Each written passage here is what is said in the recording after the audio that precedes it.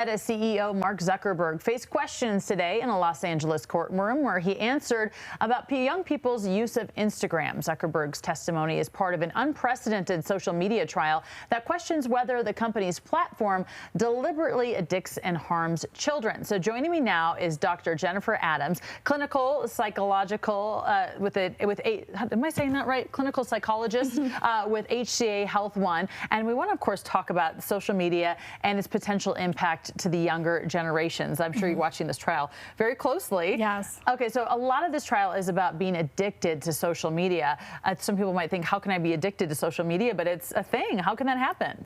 Well, the way that social media platforms are designed, they're designed with features like auto scroll and constant suggesting of new material to be very engaging and to be reinforcing, to kind of keep the user engaged so that they'll stay on, watch the ads, which is of course where the revenue comes from, and then just kind of increase their time on the platform. I was reading that each little scroll is a little dopamine hit. It's just a new one every time. I thought that was interesting. Well, the head of Instagram testified last week and said that the company makes the least amount of money on teens because they're less likely to click on ads and don't usually have disposable income. But one parent countered that during a break in the trial.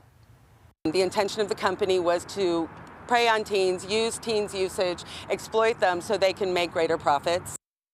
Well, in a statement to CBS News, Meta says it strongly disagrees with the allegations, citing its commitment to supporting young people with built-in protections. YouTube parent Google says the allegations and these complaints are simply not true. So how does social media impact these young, mushy little brains that are still developing? Yeah, well, there are definitely studies that show that high use of social media can contribute to anxiety, depression, and insomnia, both in young people and in adults. So if we're using it in a way that's kind of automated and not intentional, it can lead to some negative outcomes. So it's important for us as parents to be intentional about what we're showing to our kiddos about how to use social media and to support them in using it in a way that's responsible and healthy. And speaking of parents, I have a 4-year-old, so I have a ways away, but it makes me so nervous. What can parents do right now? Let's say they think their kid's addicted to their phone. Is there anything we can be doing to kind of break this habit? So a lot of times parents will go straight to, just restricting time, saying like, forget it, no more Instagram for you, taking their phones away or giving them very narrow windows of time.